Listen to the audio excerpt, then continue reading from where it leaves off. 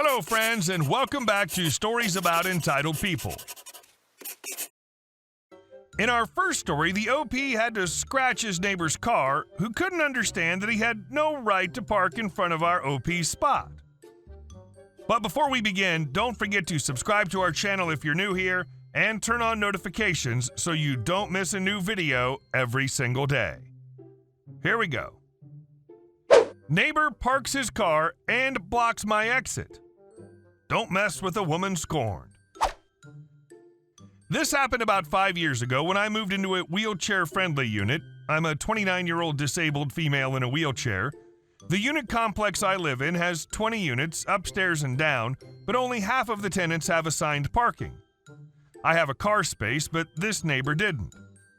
It took a while for tenants to get used to this. It was a brand new complex, and the tenants all moved in at the same time, but one of them, let's call him Dick, either didn't get it or didn't care. He'd constantly park in my car space, and every time I confronted him about it, he claimed not to know, but he'd park there anyway. I informed the landlords about this, and they sent out constant letters until he finally got the message. But did he park in the street? Nope. He started to park his car along the driveway, sometimes blocking my exit. To get out of my door, I go down a ramp, then turn into the driveway, but he would park his car and block my exit. There was no back exit, so this was my only way to exit my place. I told the landlords about this and the council parking officer in hopes they could make him stop doing this. I confronted Dick a few times and told him not to do this and warned him that his car might get damaged if I try to get my wheelchair around it. But did he listen? Nope. One glorious day when I needed to leave, I saw his car parked halfway across my exit. There was just enough room for me to get around, but I knew I would scrape the side of his car with the side of my power wheelchair if I tried to get around it. I had two options: stay home and miss my appointment, or try and get around his car. I went with option B. Before you have a go at me for damaging his car, it was an old beat-up tin can that already had scratches on it. What's one more? When I got home, his car was still parked there, so I called a tow truck company and told them there was a car parked illegally, blocking access from my home. I don't feel like using my disability to my advantage, but I'd had enough. The call went something like this. Me. Hello?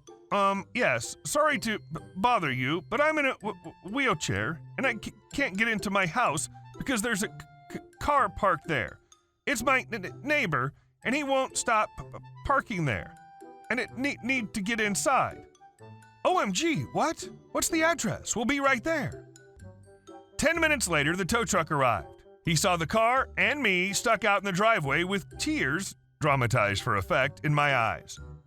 Not long before the driver was about to tow the car away, Dick came out screaming, "Wait! What are you doing? That's my car!"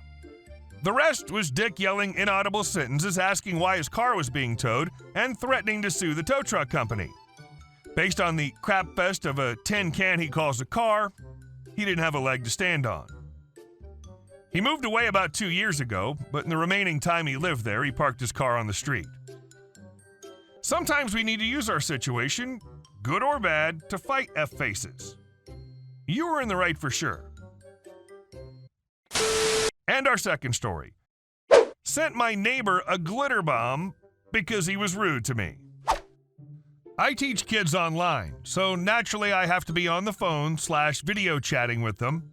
I'm working one day and my neighbor decides to start blasting music, and I instantly can't hear my student anymore, so I go outside to ask him to turn it down.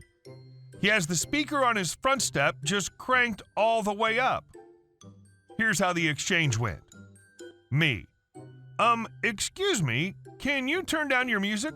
I'm on the phone with the student. Your music's a little loud. Him, surly right off the bat, so?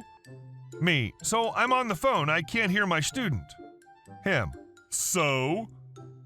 Me, I'm trying to do my job, I'm working. Him, so? Me, so can you please turn your music down? Him, yeah, I'm effing doing it. Get back to your house. He was confrontational and angry from the second I started talking and clearly had no intention of turning it down, So I just walked away, and as I'm walking away, he was like, "You want to do it like that? I'll effing do it like that." I was just so baffled that this guy would be such an a-hole for literally no reason immediately. I'm trying to do my GD job, and he hurt my feelings. So F that guy. Mailed him a homemade glitter bomb, folded it up and glued the edges so he'll have to pull it open and the glitter will explode everywhere. Just give his name and address to Scientology, saying he wants more information. And our last story. Do you know who I am? This morning, I went to my local big box store to pick up a couple of things. I park, go inside, and discover that there are no electric carts. I have major mobility issues as a result of a degenerative disc disease and breathing issues. Since I'd walked in from the parking lot, even at a snail's pace, my weakened back is ready to kick my butt into next week, and my legs have turned to jelly. I spoke to the greeter inside and asked if he knew if there were any electric carts on the other side, and that I wasn't able to walk all the way down there to check myself. The elderly man got on his walkie-talkie and spoke to the greeter at the second entrance, who said that she would bring one to me if I didn't mind waiting a couple of minutes. I thanked the man and took a seat on a metal bench in the cart area, grateful to be able to give my back a rest. That's when she walked in. G1, greeter, a nice elderly gentleman, my hero. K, Karen, about 30-ish, healthy, very fit, and hilariously confused. G2, greeter from the other side of the store. PO, police officer. M, manager, highly embarrassed. Me, a 58-year-old and 120-year-old body. Karen comes strolling into the cart area. She's wearing tight pink capri leggings, a pink tank top with some cartoon on the front, flip-flops, blonde hair, and a messy bun on top of her head, enough jewelry to open her own store, and sporting a healthy bronze tan. In comparison, I probably look like a homeless bag lady in my very loose-fitting black leggings, oversized green t-shirt, short graying hair that's probably sticking up in several places, and flat white skin. Karen scans the cart area before marching up to G1. K, where are the scooters? G1, I can check to see if there are any on the other side. K, why aren't there any scooters here? G1, depends on where they get dropped off or who brings them in from the parking lot. K, unbelievable. Get me a scooter. G1 looks this woman up and down. The scooters, ma'am, are mobility carts for our disabled customers. K scoffs and rolls her eyes. They're for whoever wants to use them, and I'm tired and in a hurry. I don't have time to walk all the way to the back of the store for what I need. Just get me a scooter. G1 looks to his left and sees that G2 is bringing the electric cart that I had requested and shakes his head. He knows what's coming, and so do I. So I struggle to my feet and start heading in G2's direction, hoping to just get my cart and do my shopping without having to fight Karen for it. No such luck. I'm too slow, breathing too hard, and my legs have failed to cooperate. Karen spots G2 and me and begins to run past me to jump onto the cart. G2 tells her that the carts are for the disabled and points at me. She continues to drive the cart toward me. I stop. Karen makes it to the cart and takes a hold of the handle while trying to hip bump G2 off the seat, but G2 continues to move the cart forward. She pulls up to me, placing me on the opposite side of the cart from Karen. K to G2, get off this scooter, B. G2, ma'am, are you handicapped? K, indignant, of course not. G2, then you aren't getting this cart. G2 gets off the cart on Karen's side so that Karen has to move, but allowing me to get on from the other side. K, unbelievable. Do you know who I am? Well, do you know who I am? G2 shakes her head. G1 now has this look of pure horror on his face. G1, oh my goodness. Ma'am, I'm so sorry. Please, come with me. Let me help you. G1 ushers her over to the metal bench where I'd been sitting and tells her to sit right there and he'll be right back. He heads outdoors toward the parking lot. Karen sits there with a smug, self-righteous look on her face like she's won and I'm going to be in trouble for taking her cart because she's just that important.